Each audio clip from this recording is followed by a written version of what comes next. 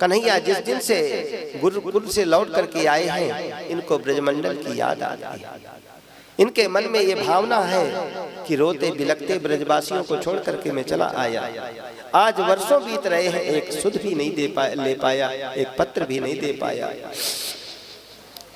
और बार बार याद आती है। इसका मतलब वो भी मेरी याद करते होंगे। बहुत बड़ा अपराध मुझसे हो रहा है। जो ही कन्हैया भोजन करने के लिए बैठे, अब देवकी मैया ने माखन मिश्री भी रख दिया छोटी सी कटोरी में, क्योंकि सुनती थी यशोदा मैया माखन मिश्री का भोग लगाती। जो ही माखन मिश्री पर दृष्टि पड़ी, महाराज अपने आप को संभाल नहीं पाए, हिलकियां भर के रो पड़े। देवकी मैया घबरा, क्या हुआ? मैंने बड़े प्रेम से पहली बार भोजन तैयार किया और कन्हैया देखते ही रो रहे हैं। आखिर कोई त्रुटि है, कोई गलती है तो बताएं, ऐसे हम कैसे जानेंगे? और बाहर निकल करके बस देव जी महाराज के पास में जाती हैं। आज कन्हैया क्यों रो, जाकर के पूछो ना, क्योंकि मैं तो उसके स्वभाव से परिचित नहीं। बस देव जी महाराज कहते हैं, यही तो देवी मेरी स्थिति है, मैं भी उसके बचपन से उसके पास नहीं रहा।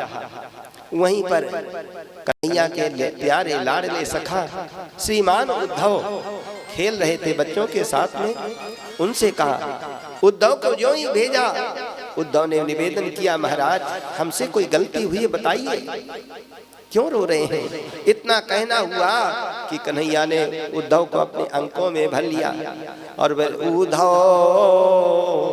मोहि ब्रज विसरत नाही, हंस सुता को सुंदर कलरव अरु कदमन की छा, या मथुरा कंचन सी नगरी मणिमाणिके यह माही, मोहि ब्रज विसरत नाही, हंस सुता को सुंदर कलरव अरु कदमन की छाही, जब ही सुरत आवत सुख की, यह उमगत कछु नाही, मोहि ब्रज विसरत नाही।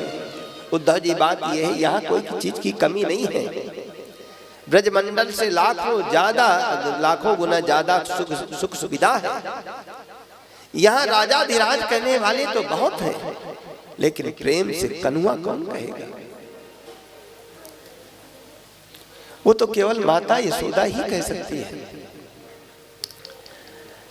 एक बार श्रीधाम वृंदावन जाओ और मेरे ब्रजवासियों को मेरा संदेशा देकर के आओ, क्योंकि मुझे लगता है कि बहुत बड़ा अपराध हो गया। जब मैं आ रहा था, ब्रजवासी रोते बिलखते, ऐसे रोते बिलखते ब्रजवासियों को छोड़ करके आया। मैंने उनको आश्वस्त किया, परस्व आगमिष्यामि। मुझे वो बात बहुत ज्यादा हिला रही है।